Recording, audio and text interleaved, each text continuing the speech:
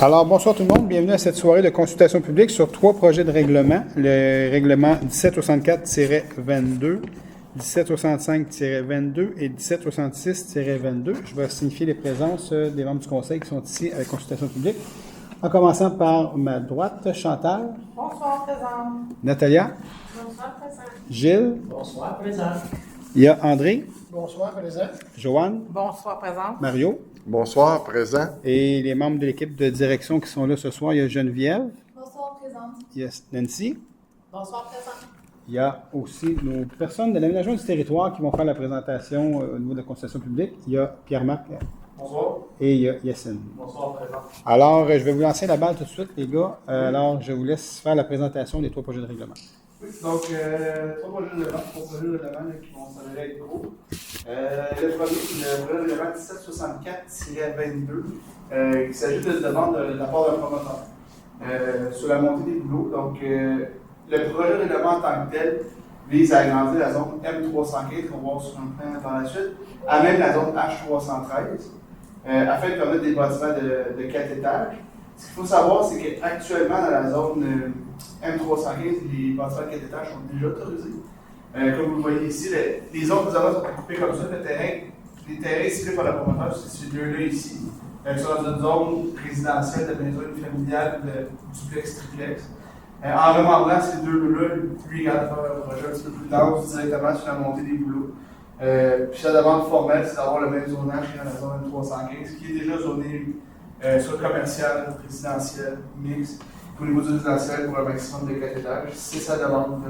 Donc, il y a déjà une zone qui est comme ça, puis une demande d'inclusion. La zone qui tire à droite, la M315, le zonage est déjà comme ça. Lui a fait l'acquisition des 2 terrains qui sont ici sur le coin de la rue Lanto. Puis, son aspiration, c'est de faire en sorte que la ligne de zone, au lieu de descendre directement en longeant les lots, vienne bifurquer comme ça. Présentement, sur la rue Lanto, c'est 2 maisons familiales que c'est sur ces deux.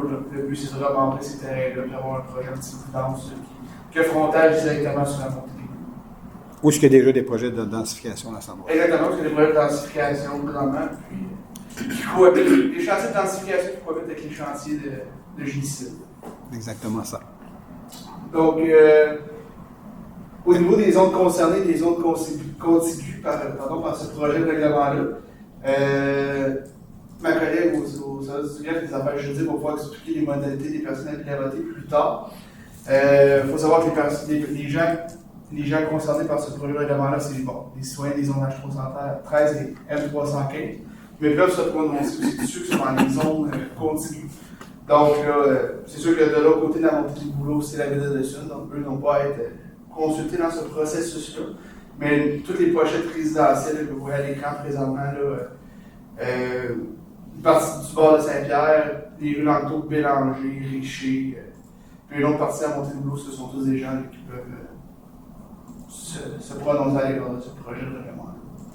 Donc, est-ce qu'il y a des questions pour celui-ci? Pas de question. Non? Juste une petite question peut-être. Dans le projet que le promoteur veut construire, est-ce que c'est façade sur montée des boulots ou c'est façade sur Lanto? C'est façade sur montée des boulots. Montée des boulots. C'est sûr que c'est un projet qui peut être acheté éventuellement aussi ici ou ça, parce que ça se peut qu'il y ait l'entrée en desserte par l'arrière sur Lanto, l'entrée de un garage ou quoi que ce soit. Okay.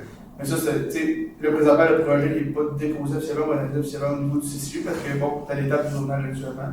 Puis le promoteur ne veut pas non plus déposer pour des plans additionnels. Tant pour le CCU qu'il n'y a pas le permis, s'il n'y a pas la confirmation au niveau du zonage, ça fonctionne. Son voisin immédiat, qui est sur montée des boulots, c'est quoi? C'est un bungalow qu'il y a là? Non, c'est sur montée des boulots. Le voisin immédiat, c'est l'ancien réparateur d'appareils électroniques. Tu sais, qu'il y a une cour latérale, parce qu'il y avait des bateaux d'entreposés à l'arrière, tout ça. C'est entre la vitrerie. Tu sais, ce bâtiment-là. C'est à côté de la vitrerie port? OK. Ah, OK. Puis actuellement, Donc, ça a une allure commerciale, là, déjà. Là. Il y a déjà une présence commerciale et une présence résidentielle aussi. Il y a un peu de tout. Le grand ensemble commercial, c'est le gros ensemble de vitrerie port, l'ancien restaurant, puis le bowling, la bouquinerie, le dépanneur, tout ça. Mais il y a aussi de la résidentielle dans ça. C'était ça.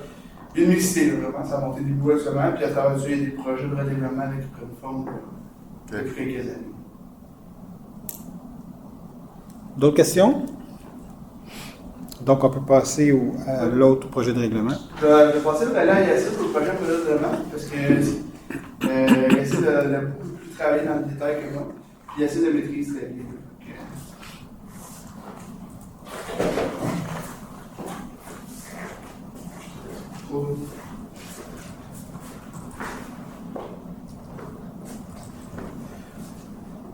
Donc maintenant, on va s'attarder au projet de règlement 765-22, donc qui modifie le règlement de zonage actuel pour mettre à jour la terminologie et certaines normes concernant les projets de redéveloppement. Dans le fond, ce projet, il y a 3 buts principaux. Donc on parle de mettre à jour les normes concernant les projets de redéveloppement. On va ajouter de nouvelles définitions pour les intensifications d'activités existantes et les nouvelles activités. Puis on va prévoir des dispositions quant au crédit de contribution de fin de parc pour ceux qui l'ont déjà acquitté.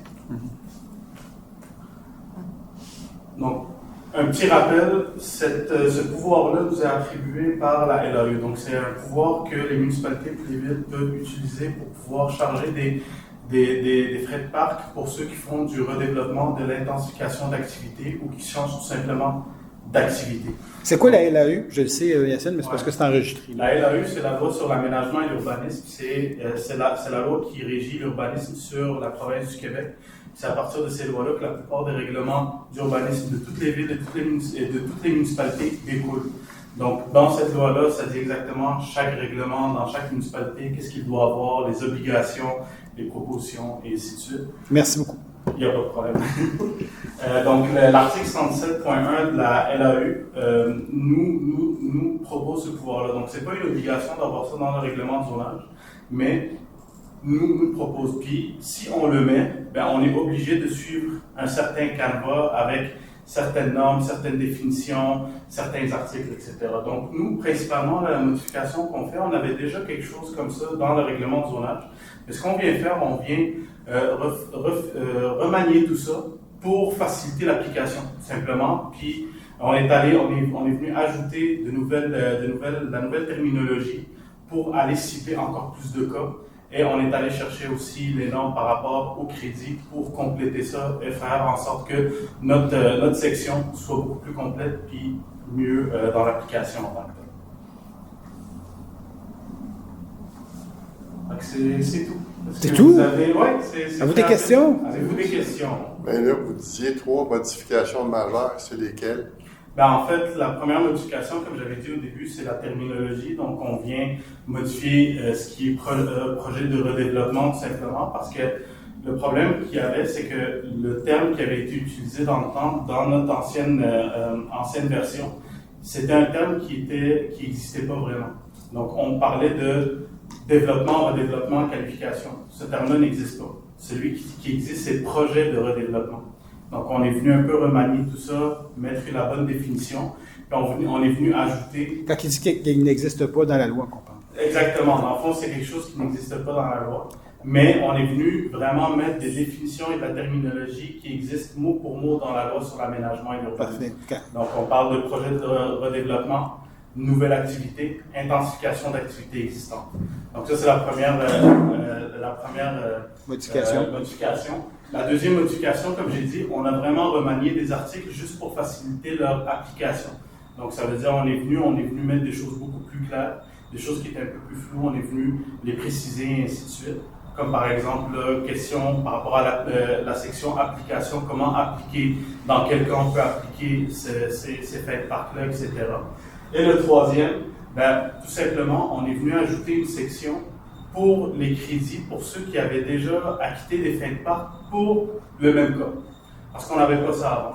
Ça, c'est une obligation dans la loi d'avoir cet article-là pour pouvoir faire en sorte que l'application soit faite de la meilleure manière possible. C'est bon? Oui, merci. Dans le fond, ce que vous voulez dire, c'est que pour ne pas charger des frais de parc à un promoteur alors que celui qui le vend avait déjà payé, c'est ça? En fait, c'est pour la même chose, je vous explique. Oui. Dans le fond, dans le cas d'un lotissement, par exemple, quelqu'un qui fait un lotissement sur un terrain vacant, on s'entend qu'il va payer des frais de parc. Il va payer des frais de parc par rapport à une évaluation qui va être faite par un évaluateur agréé, etc. Cette personne-là construit une maison unifamiliale. Si cette personne-là vient détruire sa maison unifamiliale et construit, par exemple, un 9 logements et plus. Là, à ce moment-là, il est obligé de payer un frais de redéveloppement.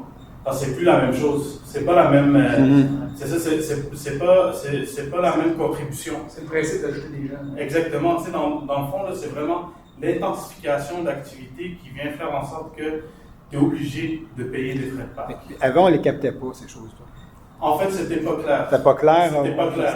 Il faut nous échapper là, dans les mailles. C'était pas clair. Là, on vient vraiment le clarifier. Puis c'est pour ça que je parlais, on vient faciliter l'application. C'est-à-dire, on vient vraiment mettre un canevas beaucoup plus clair, puis qui facilite aussi l'application. Qui est incontestable. Exactement. Ça veut dire que là, ils vont payer des frais de redéveloppement. C'est exactement, c'est ça. Et non pas des frais de parc. Ben, en fait, c'est des des contributions pour fin de parc pour des projets de redéveloppement, intensification d'activité ou nouvelle activité. Parce que c'est sûr pour le lotissement qui sont là depuis Tout le temps. Exactement. Ça veut dire que l'entrepreneur achète une vieille maison, puis il bâtit un triplex ou 2 triplex, il est obligé de payer des frais de parc. Nous, dans notre règlement, c'est vraiment à partir de 4 logements et plus. C'est 4 logements. 4 logements et plus. Oui. Si l'entrepreneur bâtit 2 triplex sur le même terrain, Ben là, à ce moment-là, ça dépend comment il le fait. C'est-à-dire, s'il fait un lotissement, ça devient déjoué, là, à ce moment-là, il s'en sauve. Et si on parle de 2 triplex dans le même terrain, là, à ce moment-là, on rentre dans le principe de projet intégré. ben c'est ça. Là, c'est différent. Ça veut dire qu'ils peuvent jouer avec ça. Ben, c'est sûr. Tu sais, comme je vous dis, le principe, c'est vraiment par rapport à un seul bâtiment. Donc, le bâtiment principal, il y a combien de logements dedans? Donc, ça veut dire si, comme vous avez dit, quelqu'un qui il achète un terrain avec une maison, il démolit la maison, il construit 2 triplex Un jumelles. côté.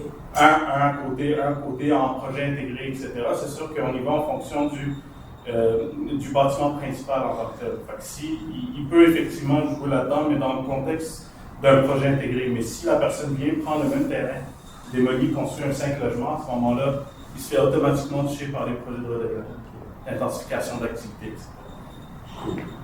Il n'y avait pas moyen d'aller plus loin puis de dire que s'il fait 2 choses comme ça pour essayer de contourner le règlement, d'essayer de le capter. C'est ça, là. Deux contrôles. Ben, je dirais. Ben, ça, sinon, dans un cas comme ça, s'il essaie de construire 2 triplex sur 2 terrains, on ne rend pas le lotissement. On ne pas un lotissement. On ne pas le lotissement, il va cogner à la construction. OK. C'était ça. Parce que, Il est capté en quelque part. oui, Mais il n'est pas capté dans le redéveloppement. Exactement. OK, mais il est capté dans l'autre. OK, je comprends. C'est ça, exactement. Tu peux pas L'important, le c'est qu'il soit capté. Là. Exactement. Ben, c'est sûr On que ne peut pas le capter dans 2 choses. Non, c'est sûr. Puis, tu sais, de toute façon, quand on fait le lotissement en tant que tel, du moment qu'on crée un terrain qui est construisible, il y a automatiquement des frais de parc qui sont Exact. payés. Exact. Et à ce moment-là, maintenant, avec la loi sur la fiscalité municipale, tu es toujours obligé d'aller chercher une évaluation selon la valeur marchande par un évaluateur agréé. Exact. Fait que c'est sûr que la valeur marchande, c'est toujours au plus haut du potentiel. Là. Si la zone permet du 9 logements et plus, bien, il va toujours te donner la valeur en fonction du 9 logements et plus. Même s'il fait un 4. Exactement. Fait que, dans tous les cas, tu vas quand même chercher ta valeur. C'est juste qu'effectivement, dans l'optique d'un redéveloppement, là, à ce moment-là, tu ne vas pas le chercher, mais tu irais le chercher dans le lotissement. Parfait. C'est bon. D'autres questions? D'autres questions?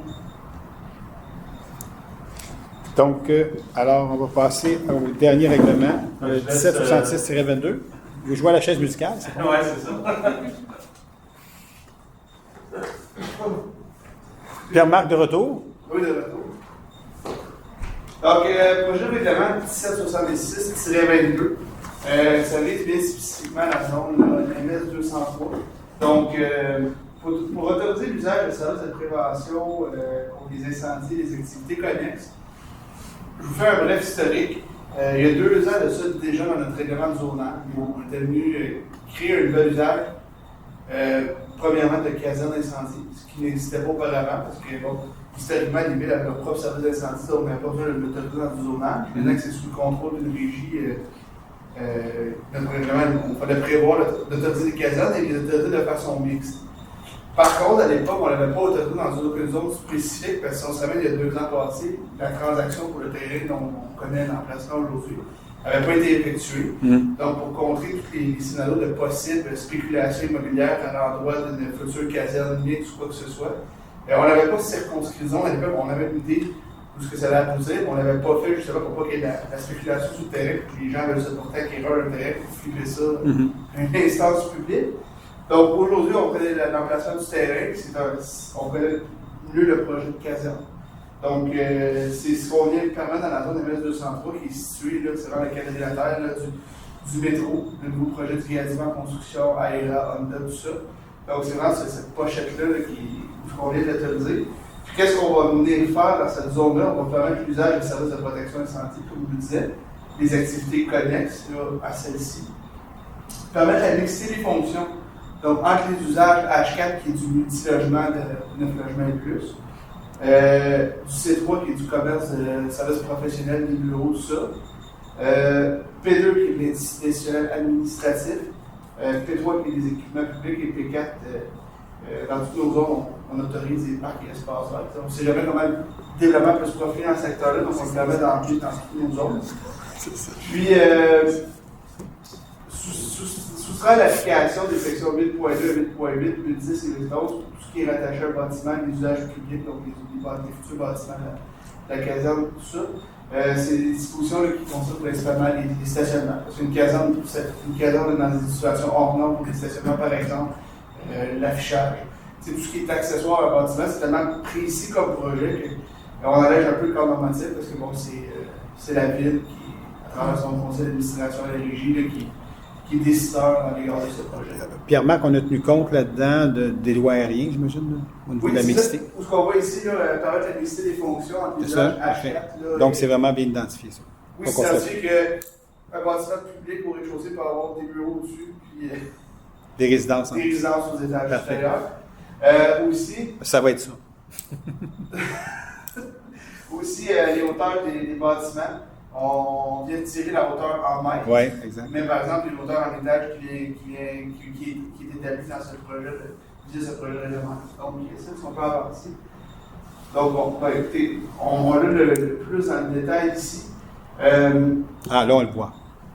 Oui, mais là, on le voit, comme je disais, c'est bon, je me répète un peu, là, mais c'est permettre cette mixité-là, permettre la mixité entre ces fonctions-là bien précises. Donc, on ne va pas de commerce au détail, là. On parle des espaces commerciaux dans ce bâtiment-là, on ne parle pas de commerce au détail. La cohabitation entre caserne, commerce et résidence, ça ne serait pas optimal. Non. Mais résidence, caserne, bureau, c'est quelque chose qui se travaille mieux. Mm-hmm. On en vient modifier aussi, comme vous dites, cette nouvelle catégorie de bâtiments-là. On vient régir là, tant les manches, les gabarits de bâtiments, les distances à respecter. Au niveau du nombre d'étages actuellement, c'est un 12 étages maximum. Donc, c'est pas 12 étages, c'est 12 étages maximum. Parce que, bon, dépendamment de comment le projet va se développer à travers le temps, c'est quelque chose qu'on ne peut pas estimer à date d'aujourd'hui. Donc, le 12 étages, c'est dans un certain buffer à ce niveau-là. Puis, c'est l'emplacement tout désigné, comme vous dites, pour des bâtiments de plus haut gabarit. Il n'y a pas de maison pourtour, dans le sens que, à la base de ce terrain-là, bon, on le sait, c'est soit des stationnements à la route 132, les ensembles commerciaux du côté de Sainte-Catherine. Puis les autres bâtiments résidentiels autour qui sont en construction actuellement, on parle de 4 étages, 8 étages. Donc, c'est comme ça que ça a été articulé. Fait que, c'est principalement ça. Sinon, au niveau des zones concernées, contiguës. Donc, la zone concernée, comme je disais tantôt, c'est toute la MS203, là, on a la propriété du métro ici, de Gatsby, AERA, Honda, toutes les emprises de MTQ ou le terrain de la régie, dépendamment de quelle façon on le voit. Les zones contiguës à cette zone-là, c'est sûr que toute la zone ici, la P215, c'est le corridor, là, le corridor électrique avec le pôle récréatif régional du complexe aquatique, puis le complexe de tennis en théâtre. Puis il y a une partie des L dans la zone H214, sur les plateformes de la rivière, la niche, la Jade, tout ça, que pour être des personnes qui veulent se prononcer, puis un registre, tout ça, pourrait le faire. Donc, est-ce qu'il y a des questions? Oui. Oui, moi aussi. Gilles, après Chantal. J'aimerais essayer de comprendre là, que ce que je viens de voir, qu'est-ce qu'il a expliqué.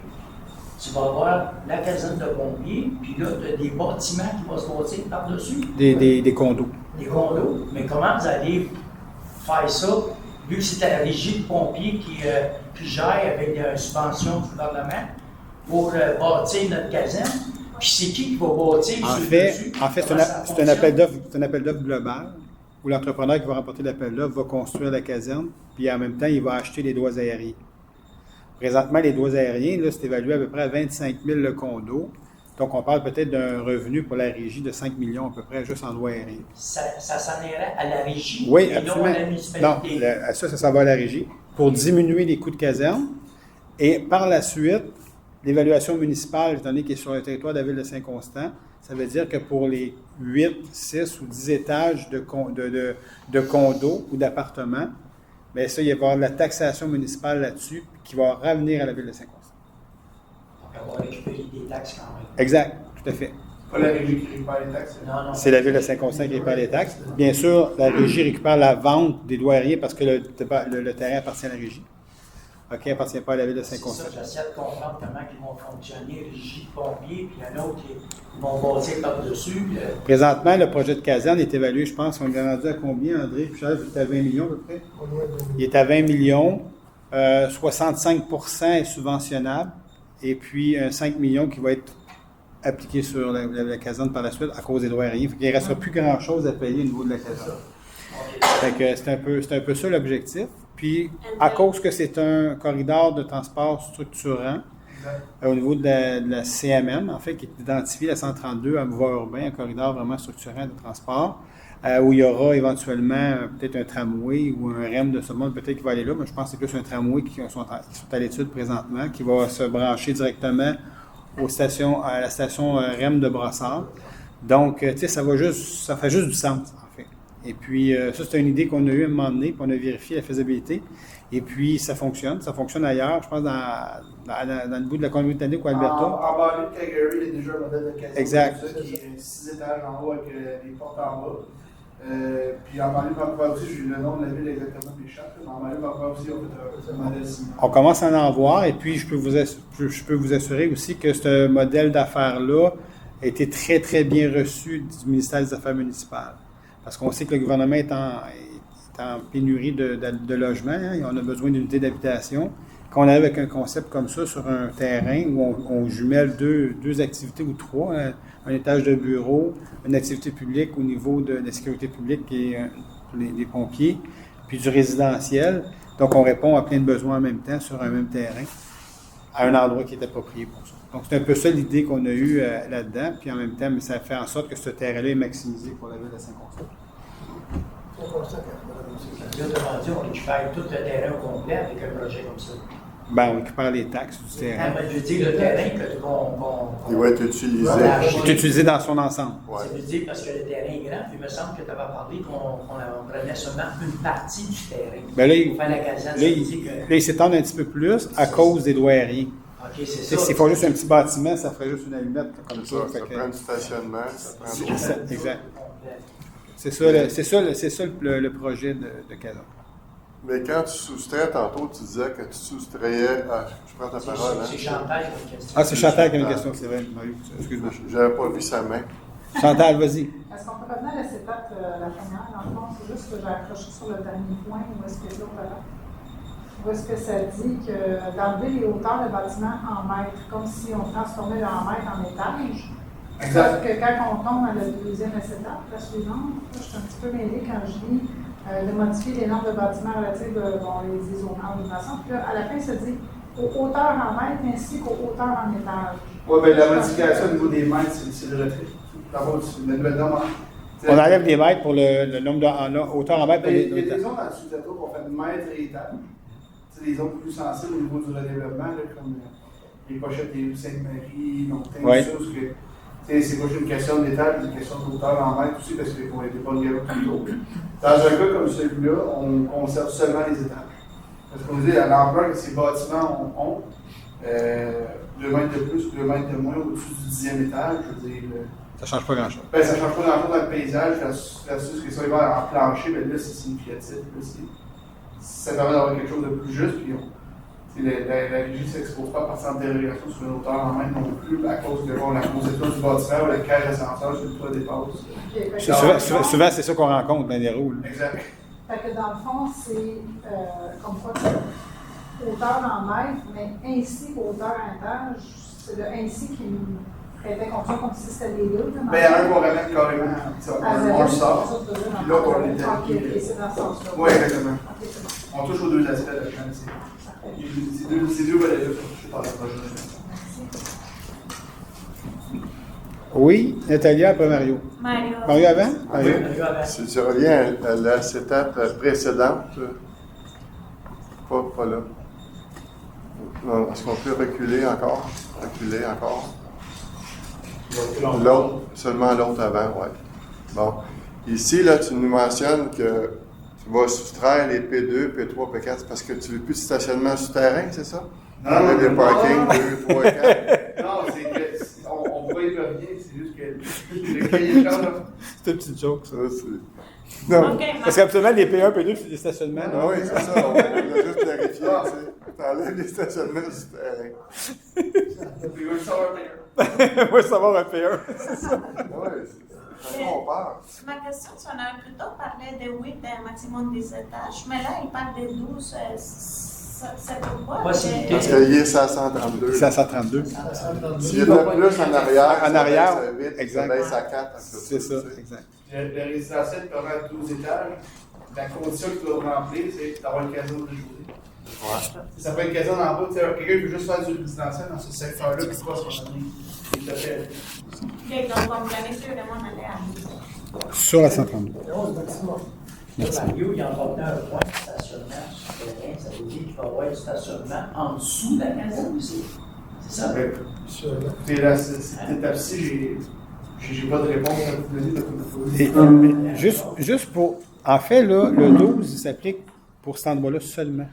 Pourquoi? Parce que la personne qui va construire va perdre 2 étages automatiquement. Il va perdre la caserne, il va perdre un étage de bureau. Donc, elle se retrouve, elle, avec 10 étages. Une personne qui va acheter sur le 132, dans d'autres projets où il n'y a pas, en fait, il n'y aura pas d'autre mixité que ça, c'est le seul endroit qu'il va y avoir, mais elle va être maximum 10 étages. Puis, monsieur Boyer, si vous permettez, pour avoir le droit de construire à 12, il faut avoir une caserne en bas. Exact. Donc, il n'y a pas un promoteur qui nous avec un projet de caserne autre que la Non. C'est ça. Ok, mais parce que- Exact. En fait, c'est juste la régie. Oui. Puis mon autre question, c'est quand on voit les maps, Oui. ça autorise tout ce secteur-là à avoir une construction de haut étage? Non. Non, juste la zone en gris. Juste là, devant. La C'est juste parce que c'est. la zone en vert, là, c'est ceux qui ont le droit de se prononcer sur le projet de règlement. Pour dire, moi, je suis. Non, oui. La zone grise, pour moi, il y a les résidents, le métro aussi. Non? Oui, le métro est là. Si je comprends bien, le métro Oui. il est ici. Le métro est ici. Ici, puis ici, les résidents. Les résidents, les propriétaires résidentiels partent ici. Pas les résidents qui sont sur la rue du portage. Je veux juste être sûre qu'on ne laisse pas un jour, par exemple, il y a des concessionnaires ou quelque chose que ça ne va pas toucher, que s'il achète 2 maisons, ça va leur permettre de faire une construction là. Parce qu'il y a trois maisons là, dans ce coin-là. Ici, il y a 3 maisons résidentielles. Oui, mais ils sont-ils là-dedans? Ils ne sont pas dans la zone? Non, il n'y a pas de maison dans cette. Non, il n'y a aucune maison là-dedans. Je voulais juste. Ça, c'est les grands terrains vacants, c'est du métro, là, à cet endroit-là. On inclut l'Honda aussi là-dedans, je pense. Il y a Marc, l'Honda est là-dedans. Nancy, va partir de choses, on va aller te rejoindre. Il y en a ici. En Europe, il y en a On va voir ça. C'est ça, exact.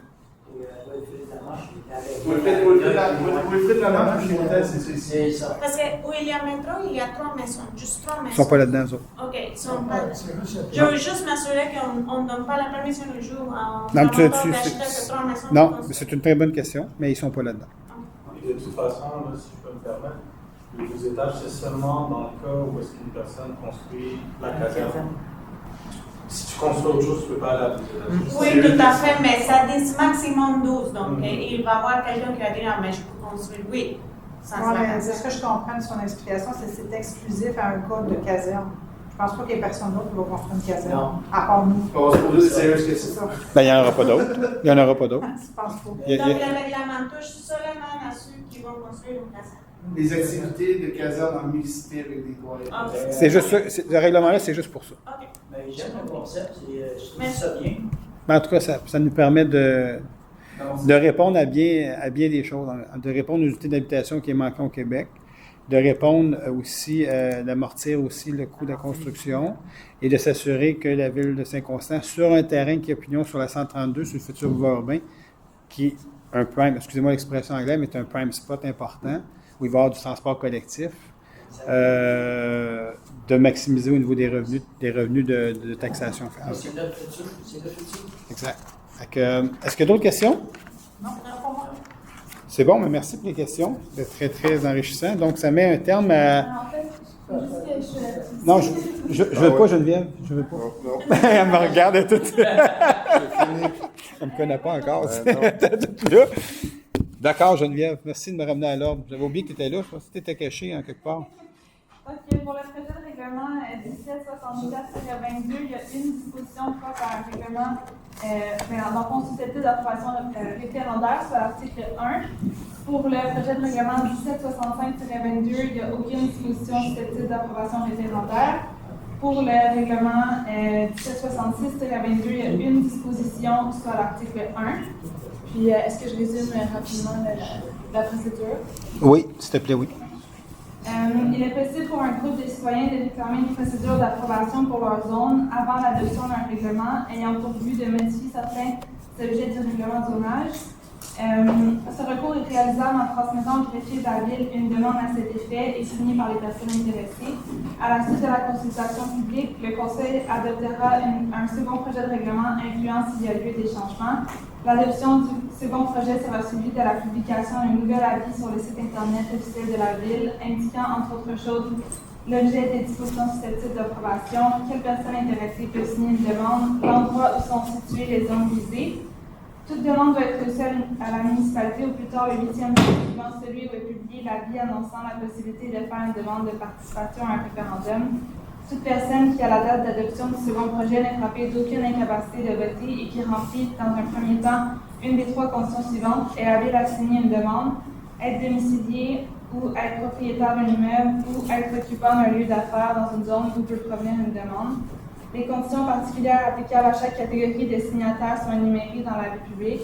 Toute demande doit être signifiée obligatoirement par au moins 12 personnes intéressées de la zone d'où elle provient ou par au moins la majorité d'entre elles si le nombre de personnes intéressées dans la zone n'excède pas 21. Une demande doit inscrire clairement la disposition qui en fait l'objet, la zone d'où elle provient, l'intention des signataires de vouloir soumettre la disposition identifiée à l'approbation des personnes habiles à voter et la demande doit porter la signature des personnes intéressées. C'est tout? Oui. Merci beaucoup, Geneviève. Merci beaucoup. Alors, ça met un terme à la consultation publique de ce soir. Merci beaucoup de votre présence, puis bonne fin de soirée.